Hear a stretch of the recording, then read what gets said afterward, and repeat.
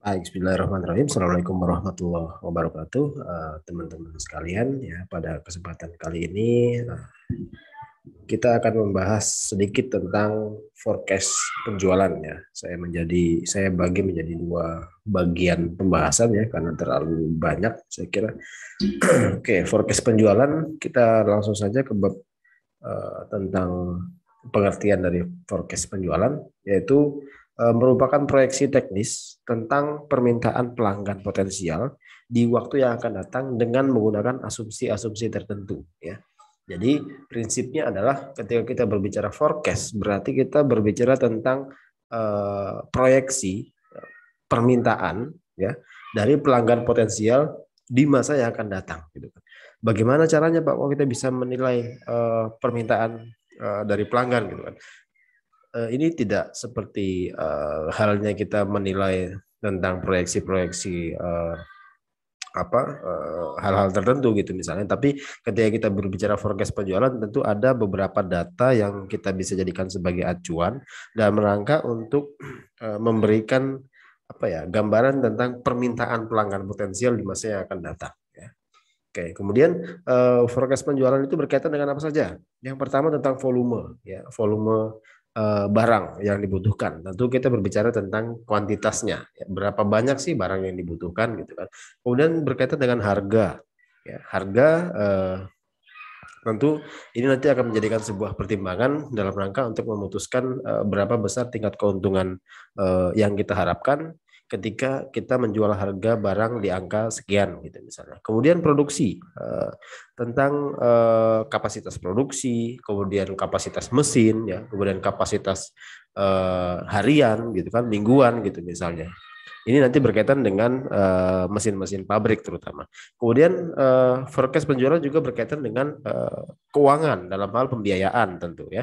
Artinya ketika kita berbicara tentang forecast penjualan, ada hal-hal utama yang harus diperhatikan terutama pada bagian keuangan.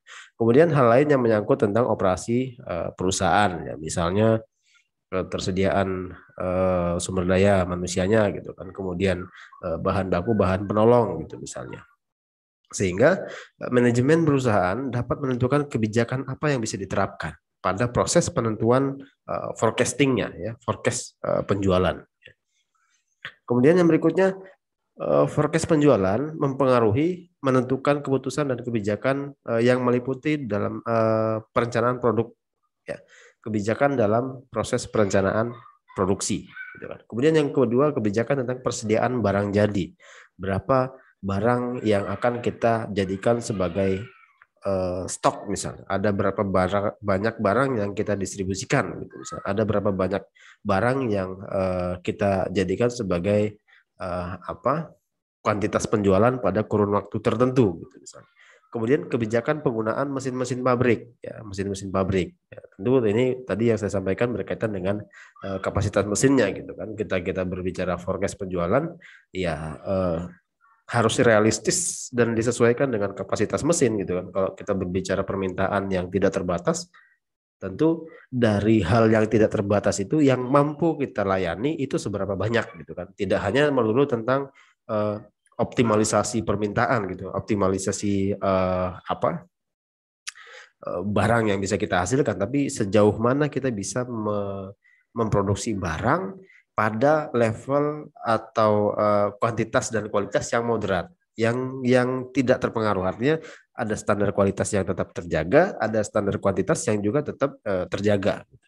Kemudian kebijakan pembelian bahan baku dan pembantu, ya, bahan baku dan bahan pembantu. Ini juga berkaitan dengan ketersediaan bahan bakunya, gitu kan.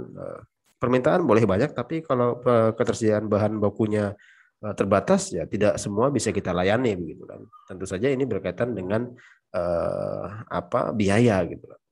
Kalau kita melayani pasar lokal dengan mengoptimalkan bahan baku yang ada di wilayah lokal, tentu akan berbeda nanti biaya produksinya ketika kita melayani permintaan secara keseluruhan, tapi diambilkan dari bahan baku luar daerah, gitu. Ya, tentu ada pertimbangan cost distribusi bahan baku dan lain sebagainya. Kemudian kebijakan aliran kas ya, akan dialokasikan kemana saja gitu kan, kas yang kita miliki gitu kan. Nanti berkaitan dengan persentase masing-masing alokasi itu nanti terkait dengan berapa banyak yang bisa kita produksi dan bisa kita tekan biayanya seperti itu ya. Kemudian kebijakan investasi aktiva tetap ya. Ketika kita berbicara tentang metode forecasting, tentu ada juga yang harus dipertimbangkan dalam rangka penyediaan aktiva tetap ya. Tentu aktiva tetap ini perlu pertimbangan yang matang untuk proses pengadaannya gitu kan, karena akan dipakai secara continuous ya, tidak hanya insidental pada satu periode yang akan datang gitu kan, tapi sebisa mungkin kebijakan untuk investasi aktiva tetap ini bisa dioptimalkan dalam jangka waktu yang lama, setidaknya sampai umur ekonomisnya itu berakhir gitu ya. Oke, itu beberapa hal yang mempengaruhi atau menentukan keputusan dan kebijakan dari forecast penjualan. Kemudian pertimbangan memilih metode peramalan ya. Ada permasalahan yang dihadapi perusahaan yang sifatnya heterogen ya. Artinya perusahaan satu dengan yang lainnya itu memiliki permasalahan yang berbeda-beda, tergantung nanti sudut pandangnya seperti apa melihat permasalahannya gitu kan. Kemudian meminimalisir terjadi kesalahan dalam proses peramalan penjualan, sehingga manajemen perusahaan perlu untuk mempertimbangkan metode mana yang digunakan dalam hal forecasting penjualan yang paling sesuai pada kondisi dia saat itu ya. Jadi tidak ada hal baku yang bisa dijadikan sebagai acuan untuk memilih oke, kita pakai satu metode forecast yang ini gitu kan, dan semuanya pakai itu, nggak bisa gitu kan. Tergantung kondisinya tadi, karena masalahnya itu berbeda-beda. Ada yang bermasalah pada sumber daya manusianya gitu. Ada yang bermasalah pada proses penyediaan bahan baku dan sebagainya gitu kan. Tentu beda masalah, beda treatment ya, beda metode dalam hal meramalkan ya. Namanya forecast itu kan meramalkan ya, memproyeksikan. Oke, yang berikutnya tentang pertimbangan pemilihan metode peramalan. Hal yang perlu diperhatikan ya, yang perlu dipertimbangkan dalam menentukan metode forecast, yang pertama sifat dari produk yang dijual. Apakah sifatnya dari yang paling sederhana aja ya, mudah busuk lah, kemudian sifatnya eksklusif lah, kemudian dapat bertahan pada kondisi suhu tertentu gitu misalnya, atau dari sisi misalnya volume produknya gitu kan. Volume itu dalam artian apakah produk itu kecil-kecil, besar-besar gitu kan, atau muat di segala macam bentuk sudut ruangan seperti itu. Kemudian metode distribusinya ya, mau kita menggunakan metode langsung atau tidak langsung gitu. Nanti juga akan mempertimbangkan akan mempengaruhi metode forecast yang akan kita pakai gitu. Kemudian besarnya perusahaan dibandingkan dengan pesaing. Apakah perusahaan kita itu adalah perusahaan yang besar gitu kan, atau perusahaan-perusahaan yang cenderung lebih kecil daripada perusahaan pesaing atau tidak gitu. Kemudian tingkat persaingan ya, tingkat persaingan. Apakah kita ada pada pasar persaingan sempurna atau ada pada pasar persaingan yang tidak sempurna, dalam arti kata kita adalah pemain tunggal pada segmentasi tertentu gitu misalnya. Tentu forecast-nya menggunakan metode yang juga berbeda gitu. Kemudian data historis yang tersedia. Ada kurun waktu tertentu minimal ya yang bisa kita lakukan untuk mendapatkan forecasting penjualan optimal, agar bisa hasilnya itu bisa menggambarkan kondisi yang hampir sebenarnya. Artinya semakin banyak rentan waktu historis yang bisa kita ambil datanya, akan mengakibatkan forecast itu menjadi mendekati kondisi yang sebenarnya. Ya, beda misalnya ketika kita hanya menjadikan 1 tahun acuan gitu kan, sebagai tahun acuannya hanya 1 gitu kan, jadi tahun lalu aja gitu. Tapi tidak bisa kita jadikan sebagai patokan yang mutlak kira-kira, karena dari 1 tahun itu tidak ada tren yang bisa kita baca gitu kan. Tapi kalau misalnya kita butuh atau kita memiliki 10 tahun histori gitu misalnya, dari 10 tahun itu pun kita sudah bisa melihat trennya gitu kan. Oh ternyata trennya selama 10 tahun terakhir ini trennya fluktuatif gitu kan, atau dinamis, atau misalnya meningkat gitu kan. Nah, dari tren itu kita bisa memproyeksikan justru ya. Oke. Kemudian tingkat persaingan juga ya. Tingkat persaingan sudah, kemudian akurasi metodenya ya, kemudian sumber daya yang dimiliki untuk melakukan forecast ya, karena tidak semua forecasting itu sebetulnya hal yang penting dilakukan dan memerlukan tingkat kompetensi yang juga mutlak harus bagus ya, karena salah forecast akan berakibat terhadap salah treatment, implementasi di lapangan juga akan salah begitu ya. Tidak salah, tapi karena dari awal forecastingnya yang tidak dilakukan dengan benar gitu kan, hasilnya tentu tidak akan bisa optimal. Kemudian horizon waktu perencanaan, kemudian waktu yang tersedia dan ketersediaan dana. Ya, terakhir adalah tentang ketersediaan dana. Oke, selanjutnya ini tentang metode teknik forecast yang bisa kita lakukan. Ya, ada metode kuantitatif, ada juga metode kualitatif. Ya, biasanya menggunakan pendapat ahli atau pihak terkait nih. Kalau yang kualitatif gitu, artinya berdasarkan pendapat para pakar, ya kita bisa melakukan pertimbangan-pertimbangan tertentu dalam hal melakukan proses teknik ramalan. Kemudian yang berikutnya tentang metode kuantitatif, biasanya menggunakan metode statistik. Ada hitung-hitungannya, makanya kita memerlukan data historis. Ya. Data historis itu yang akan kita lakukan proses penghitungan statistik. Ya. Ada metode matematik yang harus kita lakukan. Nah, optimalisasinya bagaimana? Ya gabungkan dong kedua-duanya, gitu kan. Kuantitatif, kualitatif gabungin jadi satu, gitu kan. Perpaduan antara metode kualitatif dan kuantitatif dapat membuat hasil peramalan menjadi lebih akurat. Karena apa? Ada data historis yang kita bisa tuangkan dalam metode kuantitatif, ada juga pertimbangan-pertimbangan tertentu yang biasanya berkaitan dengan yang bersifat teoritikal gitu kan, yang bersifat kebijakan proyeksi strategis gitu misalnya, yang bisa kita dapatkan dari para pakar. Karena pakar itu kan berbicara berdasarkan teori dan juga berdasarkan situasi dan kondisi yang sudah mereka lalui gitu kan. Artinya kondisi pasar seperti ini itu relevan sekali dengan teorinya siapa, kemudian untuk jangka panjangnya tentu akan berdampak terhadap sebuah implementasi yang harus dipertimbangkan secara matang pada sektor apa saja gitu misalnya. Nah, hal-hal itu yang bisa kita kombinasikan dengan metode kuantitatif yang kita dapatkan dari sejarah perjalanan panjang yang sudah kita lewati gitu kan. Oke. Ada beberapa hal yang juga menjadi pertimbangan kita ya. Di beberapa pakar mengatakan kuantitatif ini tidak bisa dilakukan ketika kita baru memulai bisnis, baru memulai untuk melakukan proses bisnis lah gitu kan. Kita baru terjun dalam industri ini gitu.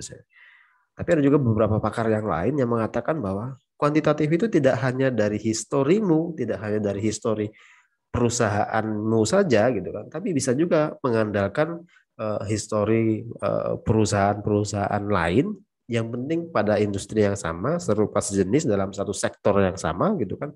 Boleh dong menggunakan data historis mereka untuk melakukan proses peramalan gitu kan. Itu perbedaan pandangan yang saya kira semuanya hampir hampir memiliki dasar ya. Semuanya memiliki dasar yang kuat saya kira. Jadi tinggal tergantung bagaimana kita mengimplementasikannya saja gitu kan. Ya tidak mungkin perusahaan yang baru kita melakukan forecast dengan cara menggunakan data historis yang sudah kita lalui. Melalui apa? Memulai aja belum gitu kan. Oke. Kemudian yang berikutnya metode peramalan kualitatif ya. Pendapat salesman, pendapat sales manager gitu kan. Pendapat para ahli, ada survei konsumen gitu kan. Salesman itu mengukur apakah ada kemajuan atau kemunduran tentang hal-hal yang berkaitan dengan tingkat penjualan. Kenapa salesman Pak? Enggak bonafit banget gitu kan salesman. Ya karena yang berhubungan langsung sama end usernya kan salesman. Ya. Marketer itu merupakan ujung pangkal perusahaan ya, jika ingin mendapatkan informasi yang paling akurat mengenai konsumennya, konsumen kita gitu kan. Mau tanya sama siapa karena dia yang langsung berhubungan gitu kan. Kalau mau tanya hal-hal detail ya, yang teknis tentang konsumennya tanya sama salesman. Gitu kan. Kemudian pendapat sales manager, ya. Pendapat kepala bagian umum lebih objektif karena pengalaman dan pendidikan yang cenderung lebih tinggi gitu kan. Ya itu tadi objektivitasnya yang bisa kita jadikan sebagai acuan gitu kan. objektivitas dalam menilai situasi kondisi ya, berkaitan dengan pengalaman peramalan gitu ya, pendidikan ya. Tentu latar belakang pendidikan juga berperan penting dalam membuka intuisi berpikir, saya kira. Kemudian pendapat para ahli ya, perlu pendapat konsultan untuk lebih memastikan. Konsultan tentu memiliki dasar teori yang kuat, memiliki dasar historis dari berbagai macam sumber ya. Saya kira ini juga perlu. Kemudian survei konsumen. Jika pendapat dari ketiga sumber sebelumnya masih kurang, maka perlu pendapat konsumen melalui survei ya. Nggak perlu dari perspektif orang yang langsung berhubungan dengan konsumennya langsung yang kita tanya gitu kan. Saya kira itu langsung tepat sasaran gitu kan. Kita ingin treatment konsumen, kita ingin melayani konsumen, yang ditanya siapa? Ya konsumennya, calon konsumen gitu kan. Oke. Yang kuantitatif ada dua, ada analisa tren ya, kemudian analisa korelasi ya. Ini semua sudah mulai masuk ke hal yang sifatnya teknis ya. Ada statistiknya di sini. Ada garis tren bebas ya. Ada garis tren semi average, kemudian garis matematis. Kemudian garis matematis itu terbagi lagi menjadi metode moment dan kemudian metode least square ya. Oke, yang berikutnya tentang analisis tren dulu. Tren ini menentukan bahwa garis lurus patah-patah yang... Oke, yang pertama kita berbicara tentang analisis tren ya. Satu ada garis tren bebas. Dia mengatakan bahwa tren ini menentukan bahwa garis lurus patah-patah yang dibentuk oleh data historis ya, itu diganti atau diubah menjadi garis lurus dengan cara bebas berdasarkan pada perasaan atau pendapat dari orang yang bersangkutan ya. Namanya aja garis tren bebas, artinya pola itu didapat dari titik data historis gitu kan. Kemudian untuk memproyeksi memproyeksi masa depan gitu kan, untuk tahun yang akan datang, bagaimana ya dengan membentuk pola atau membentuk garis lurus berdasarkan pola yang sudah dibuat ya oleh data historis. Oke. Contohnya seperti ini, misalnya ada data penjualan dari tahun 2000 sampai 2005 gitu misalnya. Tahun 2000 ternyata penjualannya 2.500, 2001 itu 2.650 dan seterusnya sampai 2005 itu ada 3.400 gitu kan. Kemudian kita tuangkan dalam sebuah grafik gitu kan. Ini tahunnya, kemudian ada total penjualannya. Di tahun pertama itu di 2.500 di sini gitu kan. Kemudian tahun berikutnya ada di 2.650 di sini ya, kurang lebih di sini gitu kan. Kemudian yang berikutnya 2020 2002 itu di 2.850 gitu kan. Kalau kita lihat trennya kan sebetulnya ini meningkat ya. Kondisinya seperti ini. Jadi garis patah-patah yang biru ini itu adalah garis yang terbentuk dari data historis gitu kan. Itu yang dijadikan sebagai garis acuan gitu. Nah, kemudian kita untuk menentukan proyeksinya, untuk menentukan forecast-nya berapa, ya tinggal ditarik garis lurus saja dari titik awal sampai ke titik terakhir. Ya, ketemulah angka misalnya di sini di angka 3.500 gitu kan, atau di angka 3.600-an gitu dari sini gitu. Oke. Mudah-mudahan bisa dipahami karena sebetulnya garis tren bebas ini ya bisa aja dijadikan sebagai acuan kalau misalnya data historisnya itu minimal ada 5 tahun 6 tahun dan membentuk sebuah pola, ada trennya gitu. Kalau ini kan kita lihat dari datanya saja itu trennya kan meningkat ya, meskipun tingkatannya itu fluktuatif ya, bisa naik misalnya nih 2006 2.500 ke 2.650 itu kan 150 peningkatannya. Nanti dari 3.000 ke 3.300 nanti naik lagi 300 gitu kan per tahun. Tapi polanya naik gitu loh. Polanya naik. Jadi dia meningkat terus. Dan ini akan sangat susah ketika misalnya data historisnya random ya. Misalnya 2000 itu tahun 2000 itu 2.500 gitu. Nanti tiba-tiba 2001 dia turun. 2002 ternyata dia meningkat. bahkan lebih tinggi dari tahun 2000 gitu misalnya. Itu kan jadinya zigzag gitu ya. Kalau misalnya dia berpola gitu kan, pola zigzagnya sama gitu misalnya, itu bisa bisa dijadikan sebagai acuan kita dalam menarik garis trennya gitu kan. Tapi kalau misalnya tidak berpola, naik naik turun turun turun turun naik naik turun naik gitu kan, saya kira eh, akan sangat susah gitu kan. Harus menggunakan metode yang lain yang memang betul-betul bisa memberikan gambaran yang pasti tentang forecast penjualan ya. Tapi ini patut untuk dipelajari karena ilmu ini ada gitu. Artinya kalau kita melihat analisa trennya, tren garis lurus itu dibentuk berdasarkan pola historis yang bisa kita gambarkan dalam sebuah grafik gitu ya. Oke. Kemudian yang berikutnya tentang analisis tren semi average ya. Ini dikatakan dapat digunakan untuk keperluan perlamalan dengan membentuk suatu persamaan analisis regresi gitu ya. Jadi di sini ada rumus regresi Y A plus BX ya, Y sama dengan A plus BX. Kemudian ada nilai Y itu trennya, kemudian A itu rata-rata kelompok 1, kemudian B itu rata-rata kelompok 2 dikurangi dengan kelompok 1 per N ya, atau jumlah tahun dalam satuan waktunya. Kemudian X-nya itu jumlah tahun dihitung dari periode dasar. Jadi yang perlu di garis bawahi ada tahun dasar atau ada periode dasar yang dijadikan sebagai garis acuan gitu kan. Contohnya ini misalnya data penjualan PTA ya dalam ribuan unit ya. Misalnya tahun 2000 itu 100, 2006 itu 120, terus ya 2007 130, 2008 140, 2009 160 gitu misalnya. Bagaimana caranya kita menyelesaikan atau memproyeksikan penjualan di masa yang akan datang dengan menggunakan garis tren semi average. Kita lihat di sini perhitungannya, prinsipnya adalah ini ada tahun dan penjualannya gitu kan, kita tuangkan kembali di dalam tabel. Kemudian ini prinsipnya ada kelompok pertama dengan kelompok kedua dengan pembagian rata gitu kan, sama-sama sama rata gitu kan. Ini bisa digunakan ketika tahun historisnya itu genap ya, dibagi. Ada kelompok pertama, ada kelompok kedua. Kemudian ada angka tahun yang menjadi tahun acuan itu bernilai -1. Jadi tahun acuannya 2005 itu jadi -1, kemudian ada 0, 1, 2, 3, 4. Ya. Nah, kemudian semi total, ini ketemu angka 350 ya, penjumlahan total penjualannya di 3 tahun tersebut di kelompok pertama gitu kan. Kemudian semi total yang berikutnya itu di kelompok kedua 430, penjumlahan dari 130, 140 dan 160 ya. Kemudian average ya di rata-rata 350 dibagi 3 ya. 3 itu dari mana ya? 3 tahun acuannya. 3 tahun dalam satu kelompok gitu kan. Kemudian ini juga sama kurang lebih 430 jumlah penjualan 3 tahun dibagi dengan 3 tahun ketemulah rata-rata penjualan selama di 2 kelompok tersebut ya. Kelompok kedua rata-rata penjualannya itu 143 unit per tahun gitu kan.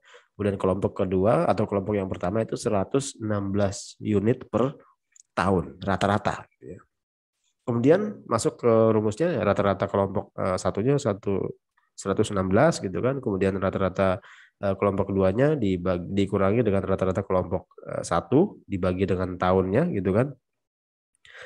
Tahun dalam satuan waktu tadi dibagi dengan 3 ketemu 8,89 ya. Jadi persamaan trennya Y sama dengan 116 ya sebagai tahun acuannya gitu. Rata-rata kelompok pertama gitu kan ditambah dengan 8,89X ya, 8,89X. Dengan persamaan ini dapat diramalkan penjualan PTA tahun 2010 adalah Y 2010 sama dengan A ya 116,67 plus 8,89 itu B-nya ya. X ya. X-nya itu adalah jumlah tahun ya, jumlah tahun yang dihitung dari periode dasar ya. Kemudian ketemu misalnya 116,6 plus 8,89 kali 5 ketemu angka 161 ya. Jadi untuk tahun 2010 ya proyeksinya atau forecast penjualannya di angka 161,12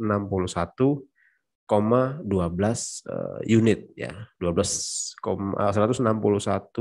ya kalau kita berbicara dalam ini ribuan unit gitu ya. Nah, saya kira ini lebih masuk akal ya, artinya lebih lebih bisa dipertanggungjawabkan ketika kita melakukan proses analisis tren daripada menggunakan tren garis lurus tadi. Lebih bagus kita kuatkan lagi dengan menggunakan analisis garis tren semi average ya. Jadi kita membuat kelompoknya, ada kelompok tahun, ada kelompok 1, kelompok 2 yang dibagi rata berdasarkan jumlah tahunnya gitu kan. Kita masukkan dalam proses persamaan regresi sederhana, saya kira. Setelah itu baru didapatkan peramalan untuk tahun berikutnya ya. Oke, untuk tahun yang dihitung dari periode dasar. Kalau periode dasar kan berarti tahun 2006 ya, 2006, 2007, 2008, 2009 ya, baru masuk ke tahun berikutnya itu di tahun ke-5 gitu kan, tahun 2010 ya. Oke, saya kira ini yang dapat saya sampaikan untuk forecast penjualan bagian pertama. Mudah-mudahan bisa dipahami. Nanti ada beberapa latihan soal yang bisa kalian jadikan sebagai bahan untuk mengasah kemampuan dalam hal melakukan proses forecast penjualan. Terima kasih. Assalamualaikum warahmatullahi wabarakatuh. Baik, bismillahirrahmanirrahim. Assalamualaikum warahmatullahi wabarakatuh, teman-teman sekalian. Ya, pada kesempatan kali ini kita akan membahas sedikit tentang forecast penjualan ya. Saya bagi menjadi 2 bagian pembahasan ya, karena terlalu banyak saya kira. Oke, forecast penjualan, kita langsung saja ke bab tentang pengertian dari forecast penjualan, yaitu merupakan proyeksi teknis tentang permintaan pelanggan potensial di waktu yang akan datang dengan menggunakan asumsi-asumsi tertentu ya. Jadi prinsipnya adalah ketika kita berbicara forecast berarti kita berbicara tentang proyeksi permintaan ya dari pelanggan potensial di masa yang akan datang gitu. Bagaimana caranya Pak kalau kita bisa menilai permintaan dari pelanggan gitu kan? Ini tidak seperti halnya kita menilai tentang proyeksi-proyeksi hal-hal tertentu gitu misalnya. Tapi ketika kita berbicara forecast penjualan, tentu ada beberapa data yang kita bisa jadikan sebagai acuan dalam rangka untuk memberikan gambaran tentang permintaan pelanggan potensial di masa yang akan datang. Oke, kemudian forecast penjualan itu berkaitan dengan apa saja? Yang pertama tentang volume, ya, volume barang yang dibutuhkan. Tentu kita berbicara tentang kuantitasnya, ya, berapa banyak sih barang yang dibutuhkan gitu kan. Kemudian berkaitan dengan harga, ya, harga tentu ini nanti akan menjadikan sebuah pertimbangan dalam rangka untuk memutuskan berapa besar tingkat keuntungan yang kita harapkan ketika kita menjual harga barang di angka sekian gitu misalnya. Kemudian produksi, tentang kapasitas produksi, kemudian kapasitas mesin ya, kemudian kapasitas harian gitu kan, mingguan gitu misalnya. Ini nanti berkaitan dengan mesin-mesin pabrik terutama. Kemudian forecast penjualan juga berkaitan dengan keuangan dalam hal pembiayaan tentu ya. Artinya ketika kita berbicara tentang forecast penjualan ada hal-hal utama yang harus diperhatikan terutama pada bagian keuangan. Kemudian hal lain yang menyangkut tentang operasi perusahaan ya, misalnya ketersediaan sumber daya manusianya gitu kan, kemudian bahan baku, bahan penolong gitu misalnya. Sehingga manajemen perusahaan dapat menentukan kebijakan apa yang bisa diterapkan pada proses penentuan forecastingnya ya, forecast penjualan. Kemudian yang berikutnya, forecast penjualan mempengaruhi menentukan keputusan dan kebijakan yang meliputi dalam perencanaan produk ya, kebijakan dalam proses perencanaan produksi gitu kan. Kemudian yang kedua, kebijakan tentang persediaan barang jadi, berapa barang yang akan kita jadikan sebagai stok misalnya, ada berapa banyak barang yang kita distribusikan gitu misalnya, ada berapa banyak barang yang kita jadikan sebagai kuantitas penjualan pada kurun waktu tertentu gitu misalnya. Kemudian kebijakan penggunaan mesin-mesin pabrik ya, mesin-mesin pabrik ya, tentu ini tadi yang saya sampaikan berkaitan dengan kapasitas mesinnya gitu kan. Kita berbicara forecast penjualan ya harus realistis dan disesuaikan dengan kapasitas mesin gitu kan. Kalau kita berbicara permintaan yang tidak terbatas, Tentu dari hal yang tidak terbatas itu yang mampu kita layani itu seberapa banyak gitu kan. Tidak hanya melulu tentang optimalisasi permintaan gitu, optimalisasi barang yang bisa kita hasilkan, tapi sejauh mana kita bisa memproduksi barang pada level atau kuantitas dan kualitas yang moderat, yang tidak terpengaruh. Artinya ada standar kualitas yang tetap terjaga, ada standar kuantitas yang juga tetap terjaga. Kemudian kebijakan pembelian bahan baku dan pembantu, ya, bahan baku dan bahan pembantu. Ini juga berkaitan dengan ketersediaan bahan bakunya gitu kan. Permintaan boleh banyak, tapi kalau ketersediaan bahan bakunya terbatas, ya tidak semua bisa kita layani begitu kan. Tentu saja ini berkaitan dengan biaya gitu kan. Kalau kita melayani pasar lokal dengan mengoptimalkan bahan baku yang ada di wilayah lokal, tentu akan berbeda nanti biaya produksinya ketika kita melayani permintaan secara keseluruhan, tapi diambilkan dari bahan baku luar daerah gitu. Tentu ada pertimbangan kos distribusi bahan baku dan lain sebagainya. Kemudian kebijakan aliran kas, ya, akan dialokasikan kemana saja gitu kan, kas yang kita miliki gitu kan, nanti berkaitan dengan persentase masing-masing alokasi itu nanti terkait dengan berapa banyak yang bisa kita produksi dan bisa kita tekan biayanya seperti itu ya. Kemudian kebijakan investasi aktiva tetap ya. Ketika kita berbicara tentang metode forecasting, tentu ada juga yang harus dipertimbangkan dalam rangka penyediaan aktiva tetap ya. Tentu aktiva tetap ini perlu pertimbangan yang matang untuk proses pengadaannya gitu kan, karena akan dipakai secara continuous ya, tidak hanya insidental pada satu periode yang akan datang gitu kan, tapi sebisa mungkin kebijakan untuk investasi aktiva tetap ini bisa dioptimalkan dalam jangka waktu yang lama, setidaknya sampai umur ekonomisnya itu berakhir gitu ya. Oke, itu beberapa hal yang mempengaruhi atau menentukan keputusan dan kebijakan dari forecast penjualan. Kemudian pertimbangan memilih metode peramalan ya. Ada permasalahan yang dihadapi perusahaan yang sifatnya heterogen ya. Artinya perusahaan satu dengan yang lainnya itu memiliki permasalahan yang berbeda-beda, tergantung nanti sudut pandangnya seperti apa melihat permasalahannya gitu kan. Kemudian meminimalisir terjadi kesalahan dalam proses peramalan penjualan, sehingga manajemen perusahaan perlu untuk mempertimbangkan metode mana yang digunakan dalam hal forecasting penjualan yang paling sesuai pada kondisi dia saat itu. Ya. Jadi tidak ada hal baku yang bisa dijadikan sebagai acuan untuk memilih, oke, kita pakai satu metode forecast yang ini gitu kan, dan semuanya pakai itu, nggak bisa gitu kan. Tergantung kondisinya tadi, karena masalahnya itu berbeda-beda. Ada yang bermasalah pada sumber daya manusianya, gitu. Ada yang bermasalah pada proses penyediaan bahan baku dan sebagainya gitu kan. Tentu beda masalah, beda treatment ya, beda metode dalam hal meramalkan. Yang namanya forecast itu kan meramalkan, memproyeksikan. Oke, yang berikutnya tentang pertimbangan pemilihan metode peramalan. Hal yang perlu diperhatikan, yang perlu dipertimbangkan dalam menentukan metode forecast, yang pertama sifat dari produk yang dijual. Apakah sifatnya dari yang paling sederhana aja ya, mudah busuk lah, kemudian sifatnya eksklusif lah, kemudian dapat bertahan pada kondisi suhu tertentu gitu misalnya, atau dari sisi misalnya volume produknya gitu kan. Volume itu dalam artian apakah produk itu kecil-kecil, besar-besar gitu kan, atau muat di segala macam bentuk sudut ruangan seperti itu. Kemudian metode distribusinya ya, mau kita menggunakan metode langsung atau tidak langsung gitu. Nanti juga akan mempertimbangkan akan mempengaruhi metode forecast yang akan kita pakai gitu.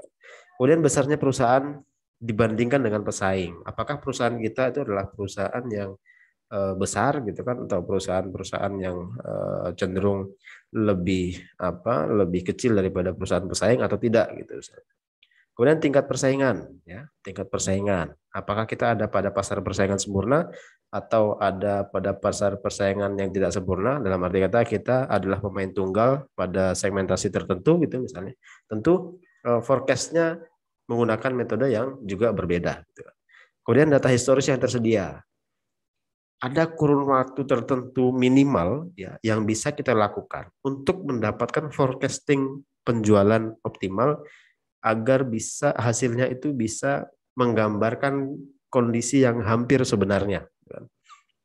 Artinya semakin banyak rentan waktu historis yang bisa kita ambil datanya akan mengakibatkan apa ya, forecast itu menjadi mendekati kondisi yang sebenarnya.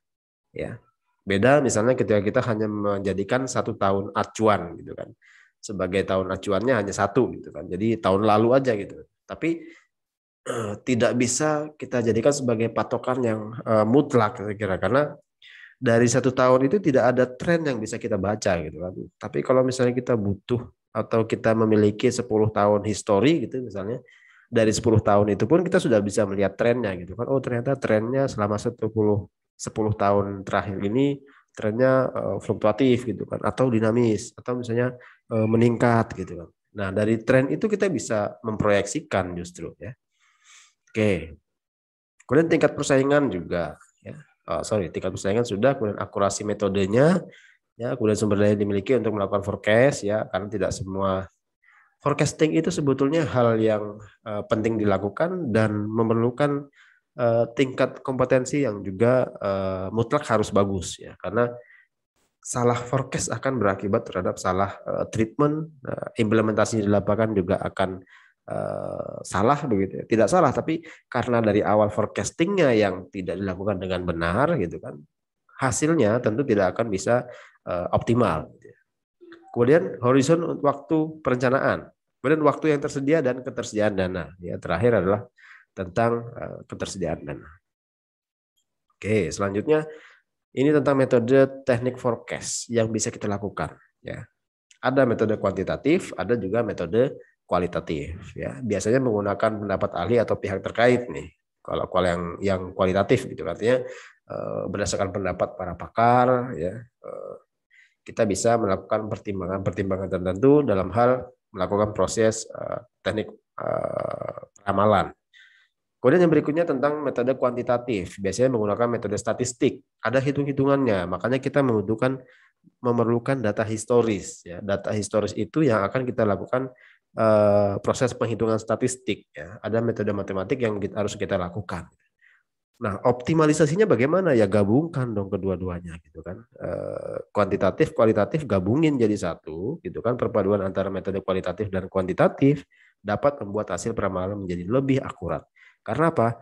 Ada data historis yang kita bisa tuangkan dalam metode kuantitatif, ada juga pertimbangan-pertimbangan tertentu yang biasanya berkaitan dengan yang bersifat teoritikal gitu kan, yang bersifat kebijakan proyeksi strategis gitu misalnya, yang bisa kita dapatkan dari para pakar. Karena pakar itu kan berbicara berdasarkan teori dan juga berdasarkan situasi dan kondisi yang sudah mereka lalui gitu kan. Artinya kondisi pasar seperti ini itu relevan sekali dengan teorinya siapa, kemudian untuk jangka panjangnya tentu akan berdampak terhadap sebuah implementasi yang harus dipertimbangkan secara matang pada sektor apa saja gitu misalnya. Nah, hal-hal itu yang bisa kita kombinasikan dengan metode kuantitatif yang kita dapatkan dari sejarah perjalanan panjang yang sudah kita lewati gitu kan. Oke. Ada beberapa hal yang juga menjadi pertimbangan kita ya. Di beberapa pakar mengatakan kuantitatif ini tidak bisa dilakukan ketika kita baru memulai bisnis, baru memulai untuk melakukan proses bisnis lah gitu kan. Kita baru terjun dalam industri ini gitu.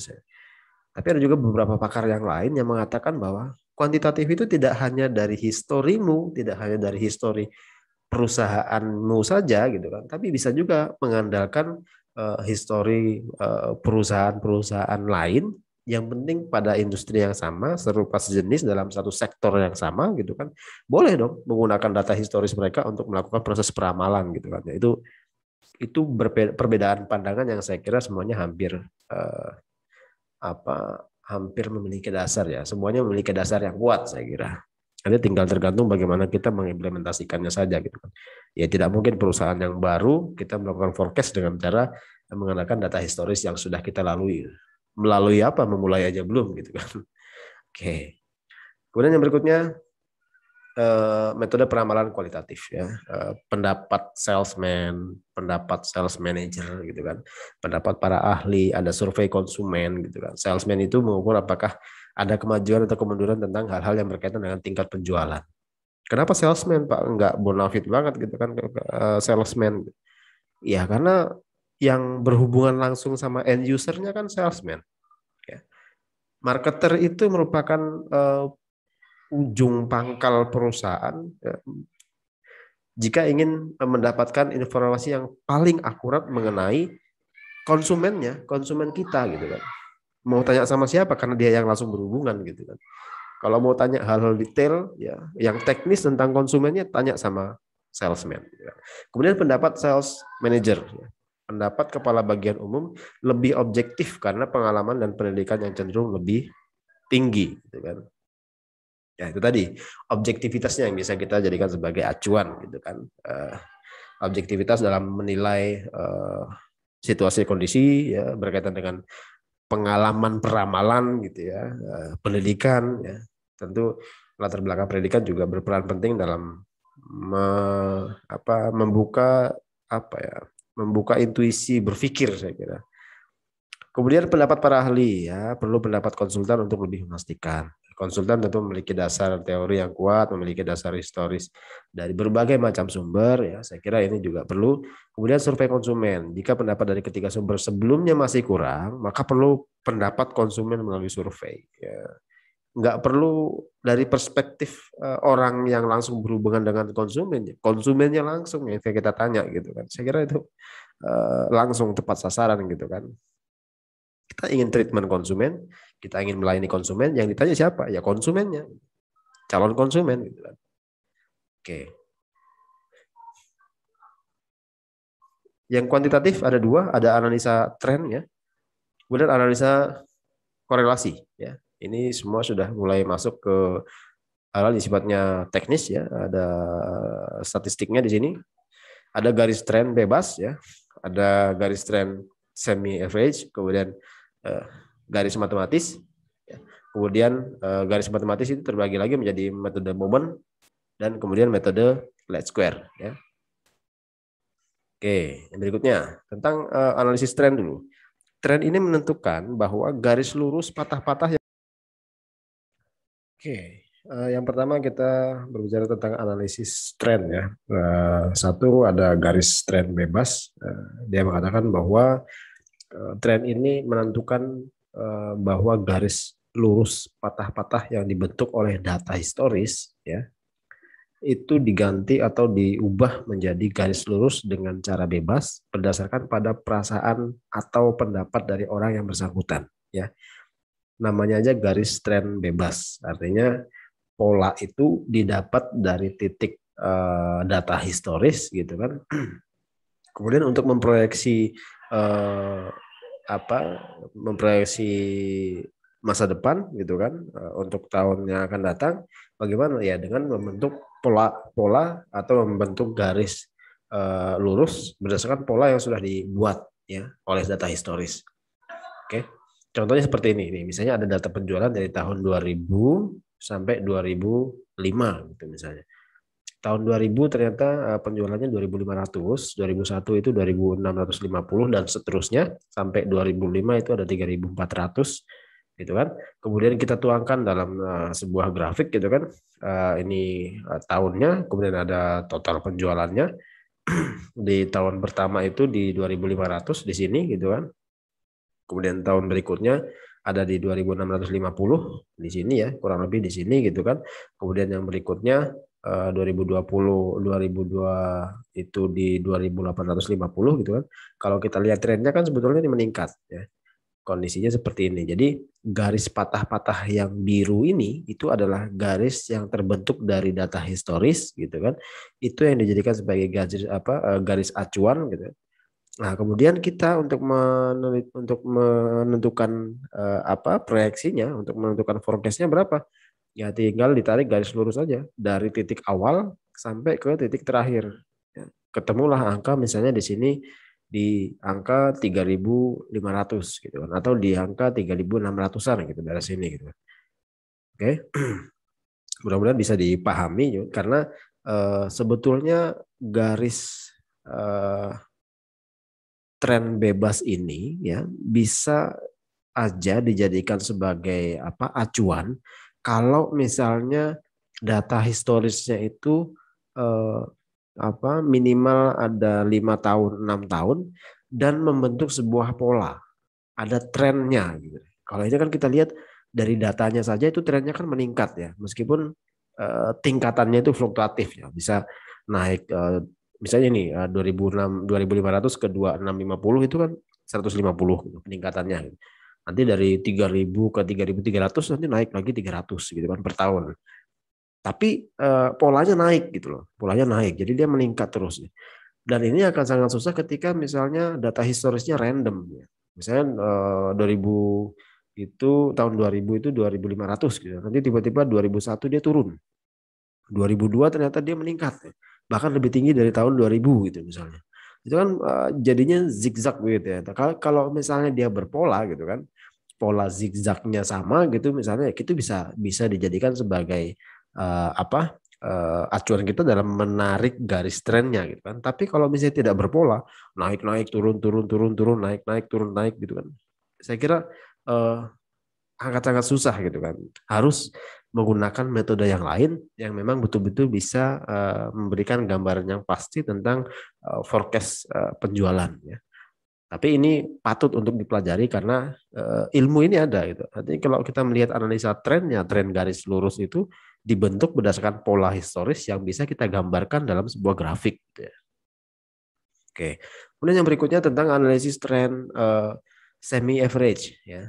Ini dikatakan dapat digunakan untuk keperluan perlamalan dengan membentuk suatu persamaan analisis regresi. Gitu ya. Jadi di sini ada rumus regresi y a plus bx ya, y sama dengan a plus bx.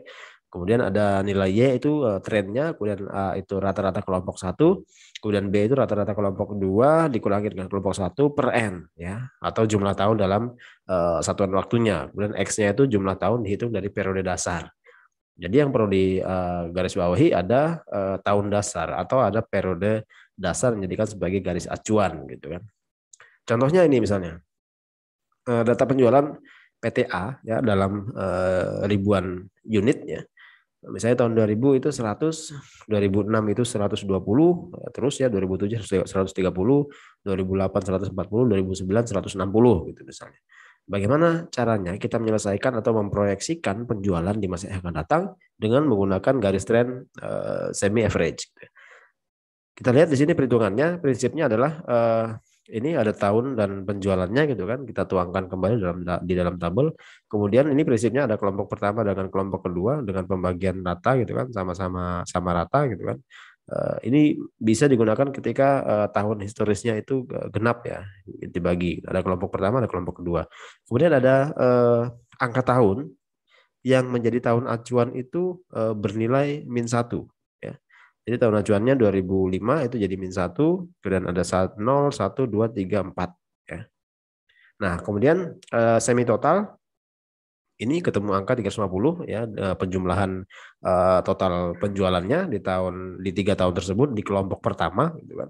Kemudian semi total yang berikutnya itu di kelompok kedua 430, penjumlahan dari 130, 140 dan 160 ya. Kemudian average ya di rata-rata 350 dibagi 3 ya. 3 itu dari mana ya? 3 tahun. 3 tahun acuannya. 3 tahun dalam satu kelompok gitu kan. Kemudian ini juga sama kurang lebih 430 jumlah penjualan 3 tahun dibagi dengan 3 tahun ketemulah rata-rata penjualan selama di 2 kelompok tersebut ya. Kelompok kedua rata-rata penjualannya itu 143 unit per tahun gitu kan. Kemudian kelompok kedua atau kelompok yang pertama itu 116 unit per tahun rata-rata. Gitu ya. Kemudian masuk ke rumusnya rata-rata kelompok satunya 116 gitu kan. Kemudian rata-rata kelompok keduanya dikurangi dengan rata-rata kelompok 1 dibagi dengan tahunnya gitu kan. Tahun dalam satuan waktu tadi dibagi dengan 3 ketemu 8,89 ya. Jadi persamaan trennya Y sama dengan 116 ya sebagai tahun acuannya gitu. Rata-rata kelompok pertama gitu kan ditambah dengan 8,89X ya, 8,89X. Dengan persamaan ini dapat diramalkan penjualan PTA tahun 2010 adalah Y 2010 sama dengan A ya 116,67 plus 8,89 itu B-nya ya. X ya. X-nya itu adalah jumlah tahun ya, jumlah tahun yang dihitung dari periode dasar ya. Kemudian ketemu misalnya 116,6 plus 8,89 kali 5 ketemu angka 161 ya. Jadi untuk tahun 2010 ya proyeksinya atau forecast penjualannya di angka 161,12 unit ya. 161.000 ya kalau kita berbicara dalam ini ribuan unit gitu ya. Nah, saya kira ini lebih masuk akal ya, artinya lebih bisa dipertanggungjawabkan ketika kita melakukan proses analisis tren daripada menggunakan tren garis lurus tadi. Lebih bagus kita kuatkan lagi dengan menggunakan analisis garis tren semi average ya. Jadi kita membuat kelompoknya, ada kelompok tahun, ada kelompok 1, kelompok 2 yang dibagi rata berdasarkan jumlah tahunnya gitu kan. Kemudian kita masukkan dalam proses persamaan regresi sederhana, saya kira. Setelah itu baru didapatkan peramalan untuk tahun berikutnya ya. Oke, untuk tahun yang dihitung dari periode dasar. Kalau periode dasar kan berarti tahun 2006 ya, 2006, 2007, 2008, 2009 ya, baru masuk ke tahun berikutnya itu di tahun ke-5 gitu kan, tahun 2010 ya. Oke, saya kira ini yang dapat saya sampaikan untuk forecast penjualan bagian pertama. Mudah-mudahan bisa dipahami. Nanti ada beberapa latihan soal yang bisa kalian jadikan sebagai bahan untuk mengasah kemampuan dalam hal melakukan proses forecast penjualan. Terima kasih. Assalamualaikum warahmatullahi wabarakatuh.